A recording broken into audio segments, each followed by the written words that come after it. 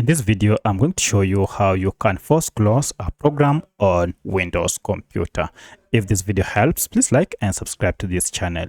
So for this tutorial, I'm going to show you how I can force close this program here. If I try to click on close here, you can see nothing happens. So if this is the case you are encountering and you wish to force close this, it's pretty simple.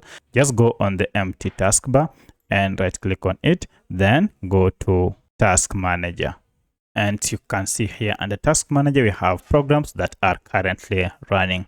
As you can see, OBS Studio is one of them, and it is the program I wish to force stop. So to end it, just click on it, and now you can see we have an option to end task. So if I click on end task, this will stop the program from running. So that's how you can force stop programs from running on your Windows 10 computer. If you have any other question, kindly let me know in the comment section. Otherwise, thanks for watching, and let's meet in the next video.